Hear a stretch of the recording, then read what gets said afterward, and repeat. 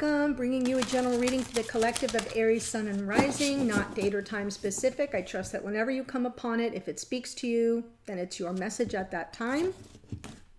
If you're new to the channel, welcome. I hope if you enjoy the reading and like my style, you will consider joining us here by subscribing. And for those who are returning Aries, thank you so much for your continued support.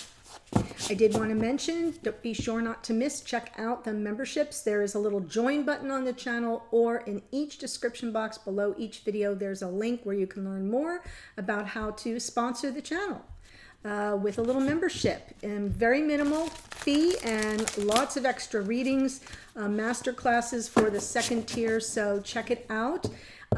Also, as always, if you do like the video, don't forget to like it, maybe even share it with someone you think it would help. And speaking of helping, I did a very big reading for the Pluto retrograde. So at the end of this video, there will be a thumbnail taking you there. All you have to do is click it. It's clickable. Or you can just search it on the channel, and it is the Pluto retrograde collective reading, powerful reading. I think the extended was like almost 2 hours long. I went through every single sign and what this next 5.5, almost 6 months may have us revisiting after that full moon in Scorpio, right? Which was all about release. You know, well, all full moons are, but that was like the Mac Daddy kind of full moon in Scorpio, was a super moon, and releasing from the depths, right? Like really needing to shed a skin is what that full moon in Scorpio was about. Well, Pluto retrograde began right after that full moon and is going to retrace our steps over the next 5.5, 6 months of what really needs to be transformed. Okay, so think of the Death card. Think of the Judgment card in Tarot. That's what this Pluto retrograde will be revisiting, okay? So check out that reading. I'm pulling from the Shaman's Dream. It's a new deck, collaboration between Colette Baron-Reid and Alberto Villaldo. And it's a really lovely deck. So let me pick one card for you, Aries. Interesting. Perfect card for you. It's called The Crossing, Initiation. Card 54, Initiation. So I'm going to read about it. This is a new card to me. I haven't picked it yet. Yeah, it's about rite of passage and initiation. Okay, Aries, here we go. So you can see there's like this crossing there, and it says, you have come to stand on one side of a river. The opposite bank leads into the darkness of the eternal cave, where the old dies and then is born again. What was I just talking about? This is a place where time is forgotten and the seasons cease their dance and stand still as if in a temporary repose. You must cross the river now, honoring and respecting this transition, for it's time to say goodbye to your old ways of navigating your world.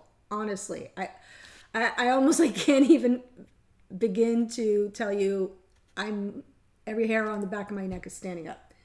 Don't be afraid. You've come to the edge of the river because you're ready. You're ready to let go of what doesn't serve you and all the ways in which you've kept yourself from truly living. Intimacy requires vulnerability and truth. Can you strip away the masks and the barriers of false strength to discover what you're really made of?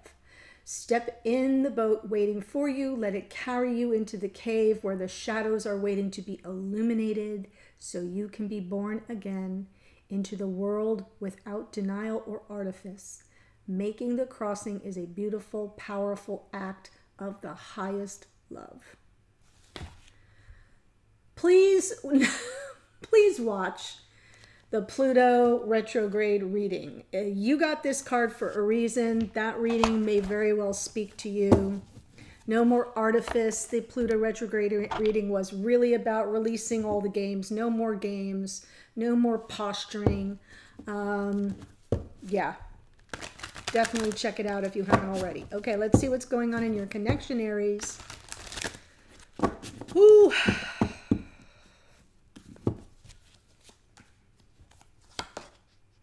Okay, I'm just going to pull the cards and then I'll walk you through it.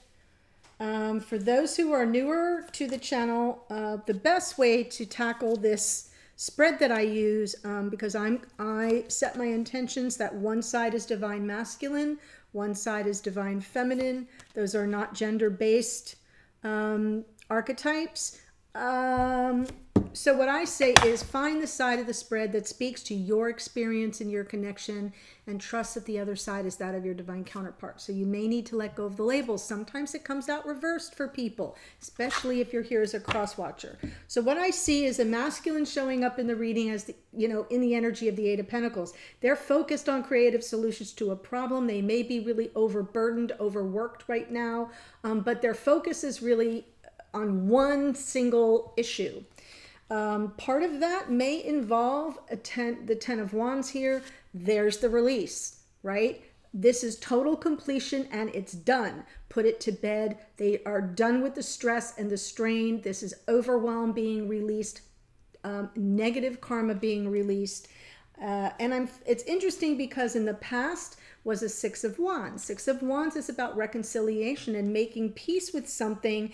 And I feel as if that may be what they're struggling with here, right? Trying to come up with a creative solution to a problem they've already tried, maybe making peace over it. Maybe they've extended an olive branch, right? This Six of Wands is a reconciliation card, and I don't think it worked because here they're just trying to offload the negative karmic energy, and what's coming in the future is this Five of Swords.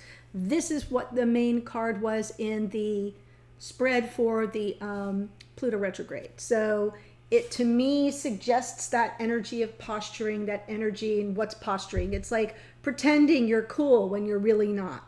Pretending you're all, you're fine. I'm fine when you're really kind of terrified. So I'm feeling the Five of Swords is a return to some measure of posturing, maybe some game playing. That's what came up. We'll have to clarify that. Feminine showing up in the Three of Pentacles, very ready to co-create the connection, to build upon what you already have. So there's very beautiful energy in the Three of Pentacles. And I kind of like that we get the Two Pentacles for you, Aries. No matter which side you're on, it's very grounded. It's very focused energy. Both of these cards are really working on something, on building something. In the past for the feminine, it was all about communication. The Eight of Wands, there may have been something the two of you were really going back and forth on. So whenever that could have been yesterday, could have been 10 years ago. And it was something that really required a kind of coming together and making peace with the situation in a way that you both felt was satisfactory. Like when you both walk away feeling victorious, that's always a good thing. Feminine right now, ready to move to calmer waters. And I'm seeing the same thing with the masculine, kind of offloading all the drama, all the difficulty, all the stress and the burden. So that's really actually pretty good because it feels to me like something's really shifting here for the two of you. I just have to figure out why that Five of Swords is here, because for the feminine in the future, there is a choice to be made. Lover's card, right? Are you choosing union? Are you coming home to self? Are you coming home to the twin? What's happening here with the Lover's card? That it is about duality, sure. It is also about choice. The choices we make. All right, let's take a look at the Eight of Pentacles.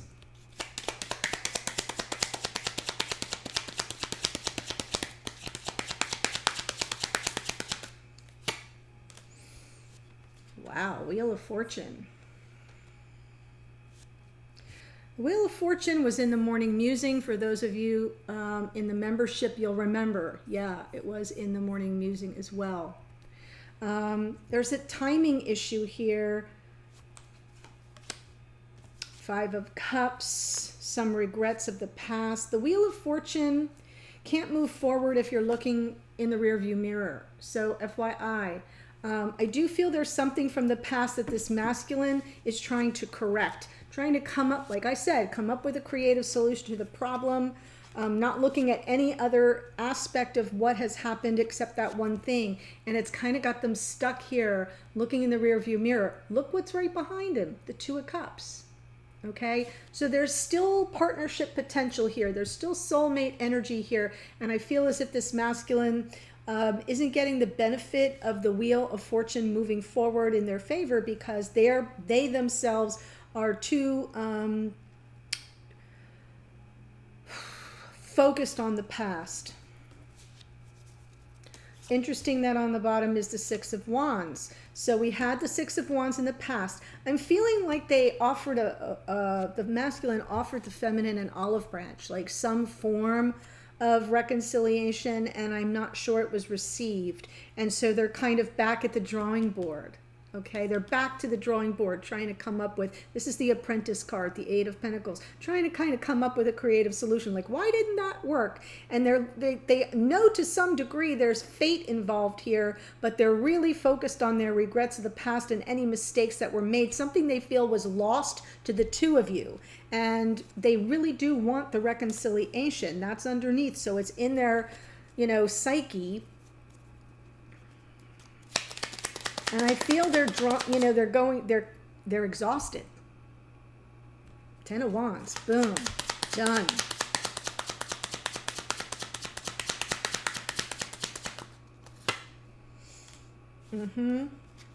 What they offered was small. Page of Pentacles on the Six of Wands. But it was something tangible. I get the impression that there was an offer on the table here, but it was maybe like a fresh start. Like, can we have a do-over, almost is how it's coming through for me in terms of the Page of Pentacles.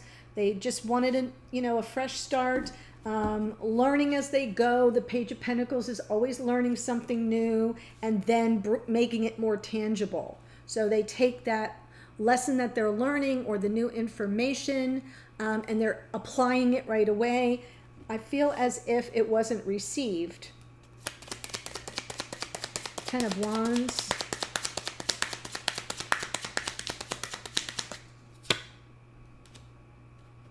Yes, the past life soulmate, Six of Cups. So the Ten of Wands with the Six of Cups suggests that a cycle has been completed. It's a cycle that has been stressful, maybe burdensome, like a heavy burden to carry with the past life soulmate, with the twin, and it's too much. So I feel like they're offloading all this negative karma. Even though they're still here in the past, they're still kind of focused on the past. I feel like they're just kind of letting it go.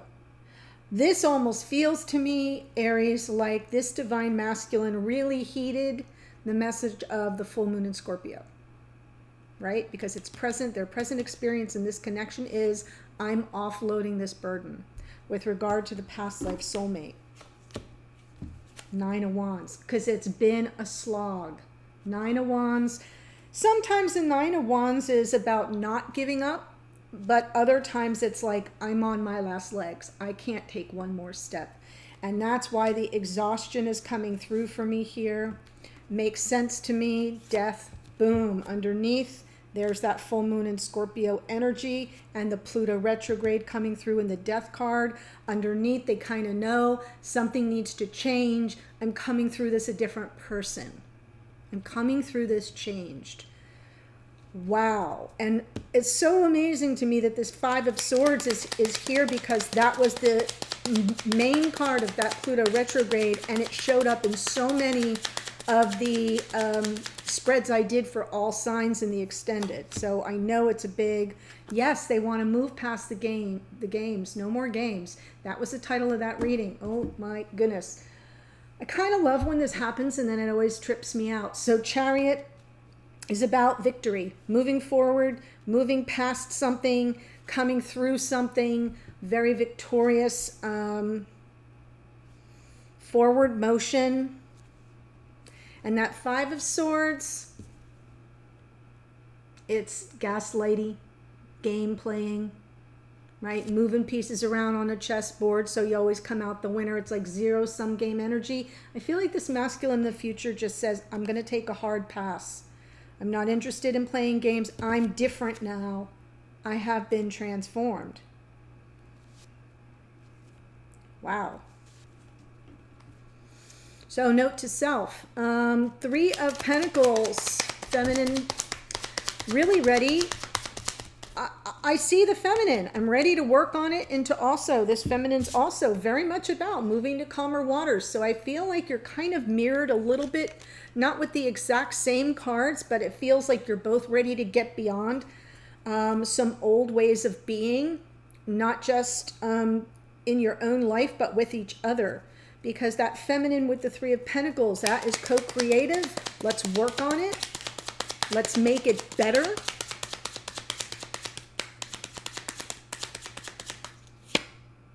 Justice. Justice in this case feels as if the feminine is saying, look, let's just be fair with each other. Restore that sense of balance and harmony. That's what the feminine seems like the feminine wants to work on. Sure, the Justice card can be legal issues and situations, documents, etc., but that's not what's coming through for me. What's coming through in this part of the reading is more about integrating everything that's been learned and now co-creating the next level, the next version, the next, what is it? Laura with the word finding problems these days. I don't want to say the next incarnation but the next version of this relationship, definitely taking it to the next level. Building upon what you already have, integrating everything that's already been learned so that everything kind of comes into balance and feels, yes, 6 of Pentacles. Everything comes into balance. There's a good reciprocity, equal give and take. For who? 2 of Cups. Partnership. Feminine's ready for true partnership. Something balanced and fair. Integrating all the lessons learned. I'm seeing lessons learned here for this masculine. They really want to get beyond all that's gone on. This is their second attempt at reconciliation. Little too focused on the past, but I do think they're coming through it very transformed. So it's weird because I'm seeing you kind of on the same page. I'm not sure you know that you're on the same page.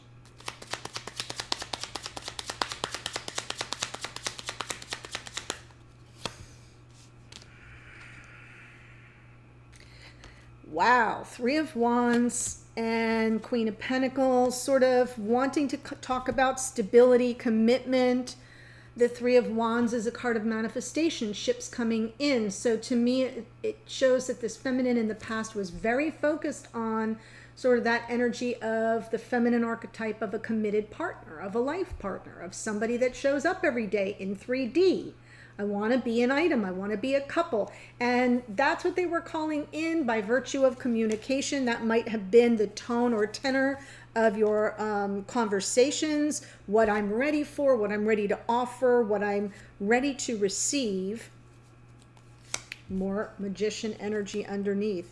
So definitely manifesting the commitment, the committed energy, and letting that be very well known.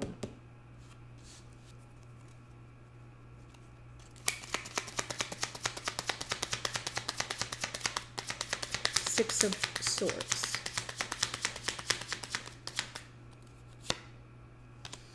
Yes, moving beyond the games. Oh my goodness, 9 of Pentacles underneath. So what I'm feeling here is the feminine's basically almost giving a challenge. I'm feeling it's a little bit of an energy of, yes, we're going to move past the games,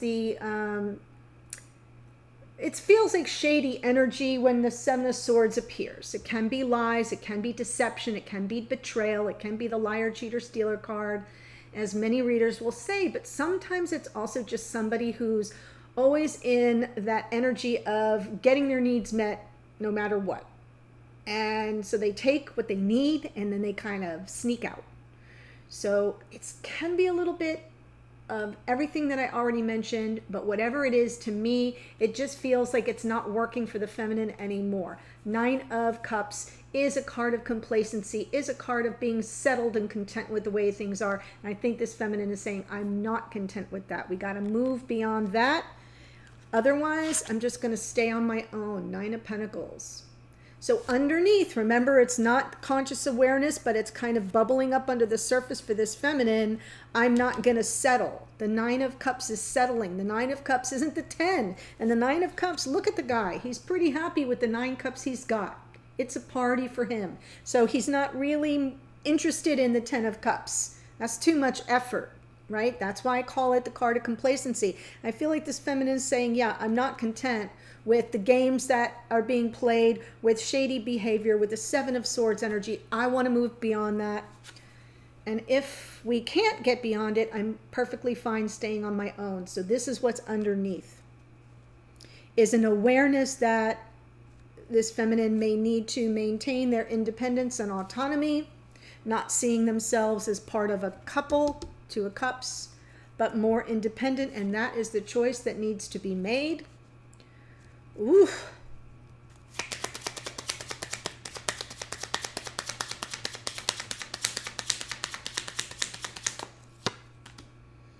Judgment. Wow. Oh my gosh. Oh, so beautiful. Okay, so I'm going to stop pulling cards.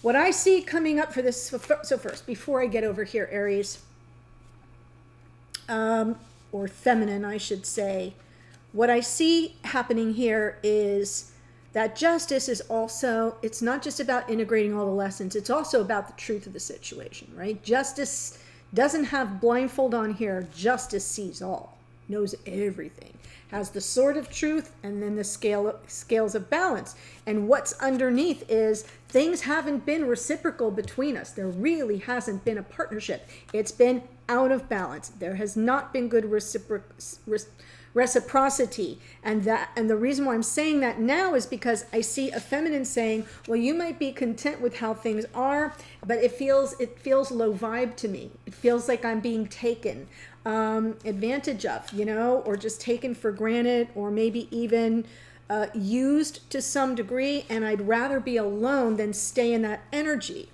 So I feel as if this feminine in the past was making an effort to communicate and call in committed connection. Queen of Pentacles, that's what was being manifested. Really ready to work together in the future, making the choice. Do I offer the second chance? Do we have a second chance? Judgment. More Scorpio energy. I was talking about it. So this is what's going to be revisited for Pluto retrograde. Dear feminine, you're going to be revisiting the choice that you're really being faced with. Do you stay in this connection with someone who's content with the way things are, or do you fly solo? And I kind of feel like it's real super scary. The moon comes in. It's going to trigger your last nerve and insecurity and worry and fear. Little bit of not knowing what's going on with the other person, right? This is when we're kind of in shadow work with the moon. We're not seeing things very clearly. Underneath is the star. So there is hope, keeping hope, faith, and trust alive, that the universe has your back, will grant the wish, even like, so I feel like you might white knuckle that energy of the Lovers with the Judgment card, because the second chance, what you're being called to, the Judgment is the call of the past life soulmate. We already have the 6 of Cups right here. So I kind of feel like you're going to go through a little bit more of the revisiting of all that you've already learned and integrated going forward. So if this speaks to you, Aries, I'm going to take it to the extended. The link is below. I'm just going to do 3 cards. What is the best thing to focus on right now? Doesn't matter if you're here as a masculine or feminine. It's the energy for the connection. What's the block or challenge around that issue or situation? And then what can you do about the block or the challenge? Or what can you expect to come of the whole thing. So we'll look at that. A message from this masculine to the feminine, from the feminine to the masculine. What do you really want each other to know? What are you trying to communicate at 5D? I will channel that. And then for you, Aries, one card from your higher self, spirit of the universe. We'll see what comes through in terms of guidance, advice, a warning, confirmation, and then what can you expect going forward. And if timing's a factor, it shows up there, but we already have the Wheel of Fortune. So to some degree, I get a sense that things are going to unfold as soon as you both get out of the past and start looking to the future. So the link is below. I'll see you there in a second. Otherwise, Aries, have a great day, and I'll see you in a future reading. Bye for now.